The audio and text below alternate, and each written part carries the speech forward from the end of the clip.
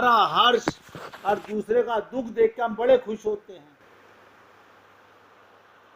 अब ध्यान दीजिएगा, यही सब राजाओं की वृत्ति, यही सारे समाज की वृत्ति।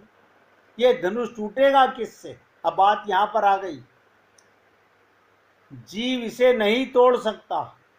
एक एक शब्द ध्यान देना। जीव यदि बहुत करेगा तो समष्टि अहंकार के प्रति स्वयं को समर्पित केवल शरणागत हो सकता है भगवान के।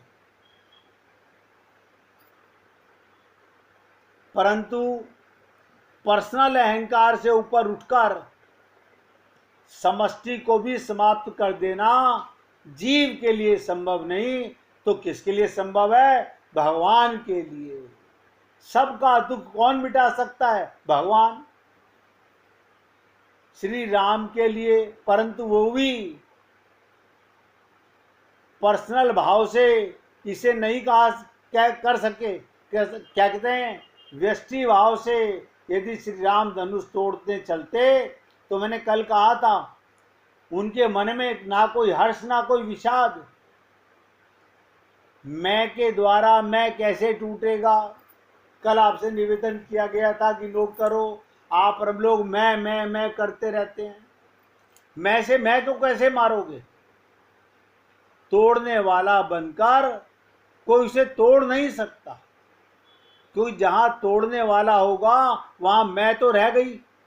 इसलिए वहां लिखा हुआ है, जब गुरुजी ने कहा उठऊ राम भंजऊ भव चापा, मेटऊ तात जनक पर चापा।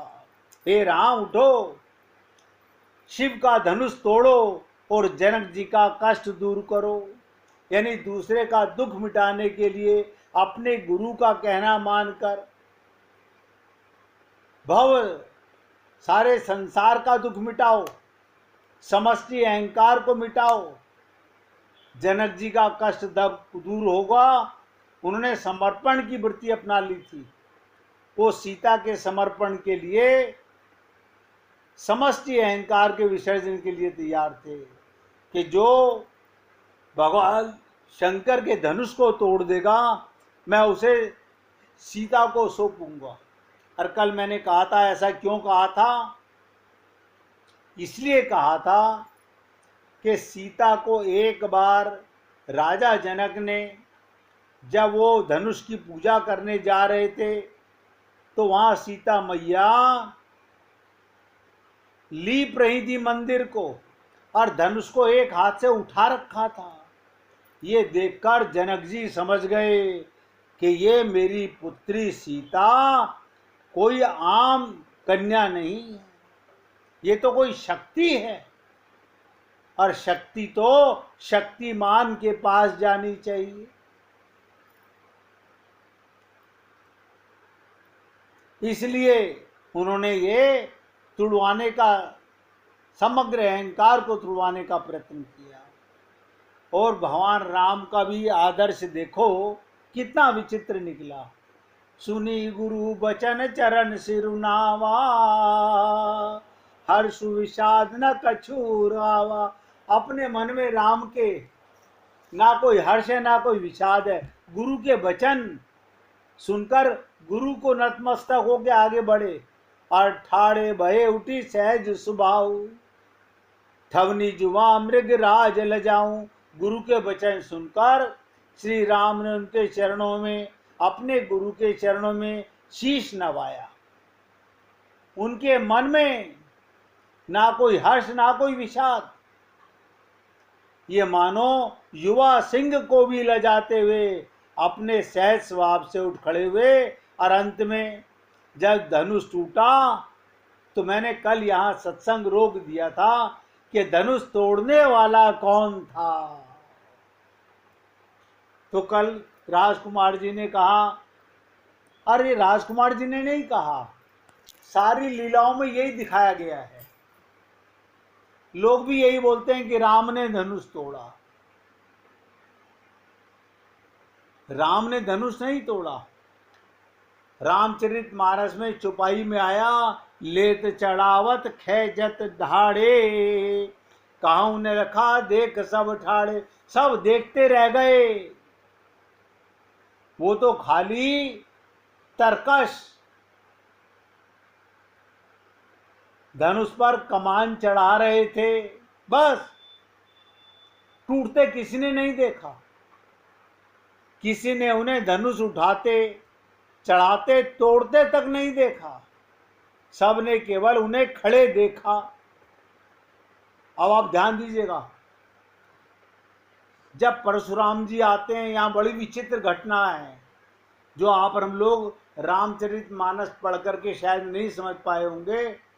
आज निवेदन करता हूं, बहुत ध्यान से सुनेंगे और समझने का प्रयत्न करेंगे।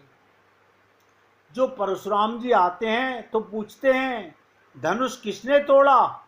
अब समस्या उत्पन्न हो गई, कोई आई विटनेस नहीं, कोई आई विटनेस नहीं। अब भाषा में तो यही कहा जाता है श्री राम ने धनुष को तोड़ा, लेकिन स्वयं भगवान राम की अनुभूति क्या, उनमें कर्तव्य का लेश मात्र तक नहीं, उनमें ना कोई हर्ष है ना कोई विषाद है। ईश्वर के द्वारा समग्र अहंकार का विसर्जन कर दिया गया। सभा में क्या दिखाई दिया, किसी ने उन्हें धनुष तोड़ते हुए नहीं देखा, किसी ने नहीं देखा। आया ना, कहूं ने लखा देख सब ठाड़े। अब ध्यान दीजिएगा, आगे चलकर जब परशुराम जी ने कहा कि राम धनुष तोड़कर तुम्हें अभिमान तो अवश्य हुआ होगा, भगवान को हंसी आ गई। बोले महाराज, अगर मुझे अभिमान आ जाता तो धनुष टूटता ही नहीं। अगर मुझमें भी अहंकार होता तो ये धनुष सीता भक्ति स्वरूपा कभी किसी को नहीं मिलती जब तक अहंकार है। आप सब पुण्य आत्माओं से निवेदन करूंगा, ये अहंकार हमारा अपना बनाया हुआ है, हमें किसी ने दिया नहीं है। ये मैं का अहंकार, ये हमारा समग्र सबका पर्सनल है। और देखो भगवान राम कितनी विचित्र बात कह रहे हैं परशुराम जी से। उन्होंने कहा तुम्हें बड़ा अभिमान हुआ होगा, तो वो राम हंसकर क्या बोले, मुझे अभिमान आ जाता प्रभु तो धनुष टूटता ही नहीं। अभिमान के रहते अभिमान टूटेगा कैसे। एक एक शब्द पे ध्यान। मैंने कहा था मैं के रहते मैं मरेगा कैसे, अभिमान के रहते अभिमान टूटेगा कैसे। यही गुरु का कमाल है कि हमारे अंदर ये जो अहंकार है, अज्ञान है, अपवाद है, हमें आत्मज्ञान नहीं हो पा रहा, कारण कि हमारे अंदर अहंकार बढ़ा हुआ है। मैं करते रहते हैं। तो मैंने तोड़ा नहीं, ये तो अपने आप टूट गया। क्या बोले राम, छुअती टूट पिनाक पुराना। कमाल की बात है। बोले प्रभु धनुष टूटा परंतु तोड़ने वाला कोई नहीं, कर्म हुआ। ध्यान दीजिएगा, अभी नरेंद्र भाई बोल रहे थे ना, हम कर्म को ही समझते थे, आज ये भी समझ लीजिएगा, कर्म हुआ परंतु कर्ता कोई नहीं है। यही भगवान गीता में अर्जुन को समझाना चाहते हैं। ये मेरी दृष्टि में सब मर गए हैं लेकिन मारेगा तू। वो बोला प्रभु मुझे मेरे से क्यों पाप करा रहे हो। बोले कर्म तुझे करना पड़ेगा, फल मेरे हाथ में है। इसलिए आप और हम लोग सब पुण्य आत्मा अपने को कर्ता ना माने। करते हो तुम कन्हैया मेरा नाम हो रहा है। आपको पता नहीं चलता, आप खुद नहीं नहा सकते। क्या मतलब, हम तो रोज बाथरूम में खुद नहाते हैं ना, नहा ही नहीं सकते। ये मिट्टी का हाथ, ये जड़ हाथ कैसे पानी का लोटा उठाएगा, कैसे नल को खोलेगा अगर चेतन परमात्मा अंदर ना होता। अब आप सोचिएगा, आपको लगता है मैं नहाया, और होना क्या चाहिए, करते हो तुम कन्हैया मेरा नाम हो रहा है। मैं कुछ नहीं करता, सब कुछ करता तुम ही हो।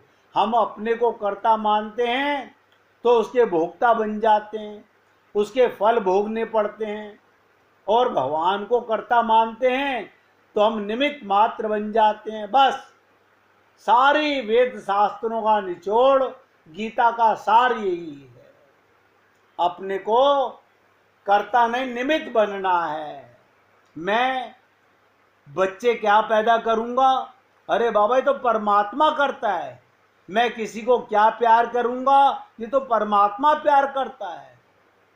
सब कुछ भगवान करता है। ये भ्रम जीव का कि मैंने तुम्हें प्यार किया, तुमने मुझे प्यार किया, ना ना ना ना। दो चेतन, दो आत्मा, दो परमात्मा, ये प्यार होता है। शरीर शरीर को कैसे प्यार करेगा? हमें अंदर का ज्ञान नहीं है तो हम समझ नहीं पाते। इसलिए हे पुण्य आत्माओं, बहुत गहरी बात है। आज से हम अपने आप को कर्ता नहीं, केवल निमित्त मात्र मानेंगे। आप देखिएगा भगवान की कैसी कैसी विचित्र लीलाएं हैं। मां के गर्भ में परमात्मा आता है। अब बताओ कोई माता पिता उसमें परमात्मा को डालेगा? आत्मा को कहां से लाएगा माता पिता? कोई सदर बाजार की होलसेल मार्केट में तो बिकते नहीं आत्माएं, चांदनी चौक में तो बिकती नहीं आत्माएं कि वहां से लाके डाल देगा, अपनी पत्नी को पिला देगा, लो जी तुम पी लो, आत्मा घुस गई तुम्हारे अंदर ना। सब भगवान की लीलाएं हैं। ये जो आप हम लोग कहते हैं ना संभोग, ध्यान से सुनो, ये संभोग भी सम बन करके परमात्मा ही एक दूसरे में लीला करता है, हम पहचान नहीं पाते। हर क्रिया का कर्ता भगवान होता है। आप होते हो तो भोक्ता भी आप बनते हो। इसलिए आप सबसे निवेदन है कि यहाँ भगवान राम कह रहे हैं कि मैंने नहीं तोड़ा, कर्म हुआ परंतु कर्ता कोई नहीं। यही ईश्वर तत्व की भूमिका है, यही आत्मा तत्व की भूमिका है। आप और हम लोग अंदर से ध्यान दीजिएगा, जब तक आत्मा है परमात्मा है, दो हंसों का जोड़ा बैठा हुआ है, तब तक ये सारी इंद्रियां वर्ग करती हैं। जहां वो निकले, ना आंख देखती है, ना कान सुनता है, ना हाथ उठता है, ना पैर चलता है। ऐसा क्या हो गया? यही तो लीला है भगवान की। वो आया था, सीतारामाचार्य जी ने बड़ी राज की बात बताई, इस देह में हरि मिलत है, इस देह में हरि मिलत है। अब देह में हरि को पाने वाले को पहचानो। अब हरि किसको मिलते हैं? देह को तो कभी मिले नहीं। मुर्दे को भगवान जड़ को चेतन कैसे मिलेगा? इसी में चेतन आत्मा है और चेतन परमात्मा है। आत्मा और परमात्मा का संग, यही राजे मोहब्बत, यही गुरु की कृपा से, गुरु की शरणागति से हमें समझ आती है कि तू ही अंदर बैठा है, सब कुछ तू कर रहा है, मैं भ्रम पाल रहा हूं। जैसे माँ बाप, पहले मैं भी मूर्खता करता था जब मुझे ज्ञान नहीं था कि मैं कमा के लाता हूं। अब बहुत सोचता हूं, पश्चाताप होता है कि मैंने बहुत बड़ा ज्ञान किया ऐसे शब्द बोलकर। सब कुछ परमात्मा कर रहा है, कौन पालेगा, किसको पालेगा और कैसे पालेगा? अगर परमात्मा अंदर से माइनस हो जाए तो क्या माँ करेगी, क्या पिता करेगा? इस जीव को माता पिता भगवान ही बनते हैं। तभी तो हम कहते हैं त्वमेव माता से पिता त्वमेवा। त्वमेव का मतलब तू ही मेरी माता बनकर आया, तू ही मेरा पिता बनकर आया। लेकिन हम नहीं पहचान पाते, हमारी अज्ञानता रह जाती है। ये तो संत महात्माओं का कमाल है। आप सोचिए अगर संत महात्मा जीवन में ना आए तो हम कैसे समझ पाते? तो इसलिए सबे बिलो के लोग सब जानी जान की भीरु, हृदय हर्षु विषाद कछु बोले श्री रघुवीर। अब बहुत ध्यान से समझिएगा, भगवान राम के मन में ना धनुष तोड़ने से पहले कोई खुशी थी, मेरा नंबर आ गया, अब मुझे पत्नी मिलेगी, ना ना, और ना उन्हें कोई दुख, धनुष टूटने के बाद ना कोई खुशी ना दुख, ना पहले कोई खुशी ना दुख, ना करने के बाद। जहां भी उपलब्धि की आकांक्षा होती है, आप ध्यान दीजिएगा, वहीं हर्ष की होती है, और जहां भी खोने का भय होता है वहां दुख होता है। अब देखिएगा, लॉटरी की टिकट हमने खरीदी, हाँ लॉटरी की टिकट खरीदते हैं लोग, अब तो लॉटरी बंद कर रखी है दिल्ली शहर में, तो लॉटरी की टिकट खरीदे, जब तक रिजल्ट नहीं आता सब उम्मीद लगाए रहते हैं, मेरा नंबर भी आ सकता है, मेरा नंबर भी आ सकता है। लेकिन जैसे ही नंबर नहीं आता, पहले खुशी हो रही थी आ जाएगा शायद नंबर, और नहीं आया तो दुख आ गया। इसीलिए संसार के जब तक अपने को कर्ता मानोगे तो हर्ष विषाद में फंसे रहोगे, परंतु जहां भगवान राम अपने नित्य स्वरूप में स्थित हैं, जैसे हे पुण्य आत्माओं, आप सबसे निवेदन करूंगा, जैसे ही आप और हम अपने नित्य स्वरूप में, बताओ हमारा नित्य स्वरूप क्या है? आत्मा। किसके साथ रहते हो? परमात्मा के साथ। ये हमारा स्वरूप है, इसी को स्वस्थ बोलते हैं, इसको स्वरूप बोलते हैं। अब हमें अपने रूप का पता नहीं, हम शरीर को देखकर, और देखो कमाल की चीज, आईना देखते हैं हम लोग, लेकिन देखने वाले को कभी नहीं देखते। आप कहोगे आंख ने देखा, अरे आंख तो पत्थर की है, उसके पीछे देखने वाला कौन था ये हमें पता नहीं। यही हमारी अज्ञानता आज तक हमारे को आगे नहीं जाने दे पा रही। तो कहते हैं भगवान राम अपने नित्य स्वरूप में स्थित हैं, और मैं आपसे कहता हूं, नित्य प्राप्त परमात्मा की प्राप्ति का अनुभव कौन करेगा? आत्मा। शरीर कभी परमात्मा का अनुभव नहीं कर सकता। एक एक शब्द ध्यान देना, ये शरीर भगवान का कभी अनुभव नहीं कर सकता, आत्मा ही भगवान का अनुभव करती है।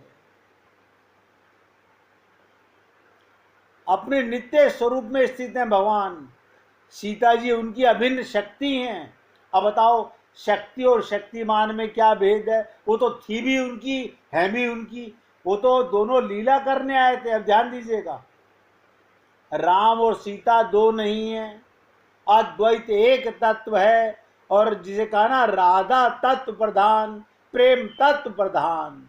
सीता भक्ति स्वरूपा, राधा स्वरूपा, प्रेम स्वरूपा, ये प्रधान है। और उसी का दूसरा नाम राम कहो या कृष्ण कहो। और आप और हम लोगों का सदा का संग, आप और हम लोगों को तो खुश होना चाहिए। हमें भगवत प्राप्ति के लिए कहीं भटकने की जरूरत नहीं है, अटकने की जरूरत है, अटकने की। वरना माया का संसार, माया के ठग, और माया में ले जाकर तुम्हारे को हर व्यक्ति नोट लपेटने पे लगा हुआ है, मुझे अपना पैसा दे दो। अब इससे किसी से पूछो, अगर कोई व्यक्ति पैसा लेकर के भगवान का नाम दे रहा है, प्रेम दे रहा है, तो आपसे माया छुड़ाना चाह रहा है, खुद माया इकट्ठी करना चाह रहा है। आज संसार में यही देखने को मिलता है। इसलिए कहा गया, नित्य प्राप्त परमात्मा की प्राप्ति का अनुभव ही भगवत प्राप्ति है। तो सीता जी भगवान श्री राम की अभिन्न शक्ति हैं, जो उन्हें लोक दृष्टि से प्राप्त हो रही है। वो तो पहले से ही प्राप्त थी, ये भगवान की लीलाएं हैं। राम को सीता सदा मिली हुई हैं, जैसे आत्मा को परमात्मा सदा मिला हुआ है। अब बहुत से लोग कहते हैं हमें भगवत प्राप्ति कैसे होगी? अरे बाबा, भगवत प्राप्ति तो सदा से है। ये कहो मन का भ्रम कैसे मरेगा, हम कैसे होश में आएंगे, हम कैसे जागेंगे, हम कैसे अपने स्वरूप को जान सकेंगे, हम कैसे स्वस्थ हो सकेंगे। हमें अपने गुरुओं से ऐसे प्रश्न करने चाहिए। भगवत प्राप्ति का कोई प्रयत्न नहीं करना, वो तो मिला हुआ है। आप होश में आए, हाय राम, मैं होश में आया, भगवान मिले हुए थे पहले से। मैं होश में नहीं हूं, मैं जागा हुआ नहीं हूं, इसलिए नित्य प्राप्त परमात्मा का अनुभव नहीं कर पा रहा। इससे आगे की चर्चा पहले 1 मिनट कीर्तन कर लो, फिर करेंगे। गोविंद गोविंद गोपाल